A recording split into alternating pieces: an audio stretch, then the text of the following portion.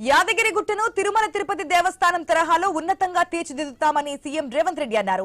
లక్ష్మీనరసింహస్వామి దేవస్థానం పరిధిలో తెలంగాణలోనే అతిపెద్ద వేద పాఠశాల సముదాయ నిర్మాణానికి ముఖ్యమంత్రి భూమి పూజ చేశారు. వేద పాఠశాలతో పాటు టెంపుల్ సిటీ పరిధిలో 99.55 కోట్ల రూపాయల వ్యయంతో చేపట్టిన పలు అభివృద్ధి పనులకు శంకుస్థాపనలు చేశారు.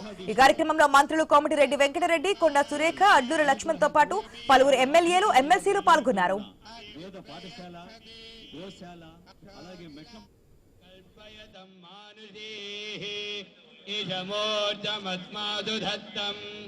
ప్రాణాన్ పశుషు ప్రజాం మయి చ యజమానే చ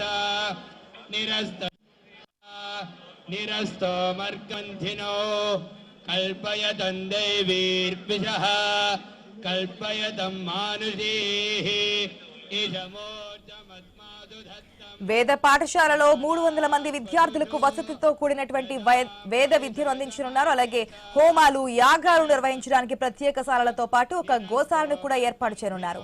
వేద పాఠశాలలకు భూమి పూజతో పాటు 43.12 కోట్లతో డార్మిటరీ హాల్స్, దీక్షపరుల సదనాన్ని కూడా నిర్మించనున్నారు. మాడవీధులకు అనుసంధానంగా 1.35 కోట్ల రూపాయల అంచనా వ్యయంతో కొత్త మెట్ల నిర్మాణ పనులకు రేవంత్ రెడ్డి శంకుస్థాపన చేశారు.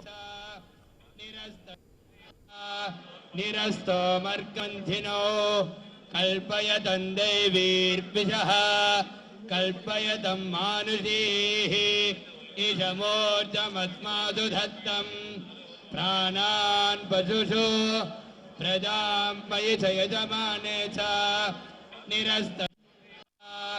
నిరస్తో మర్గంధినో కల్పయతం దైవీర్పిషః కల్పయతం మానుషీః ఈశమోర్జమస్మాదు దత్తం ప్రాణాన్ పశుషు ప్రజాం మయి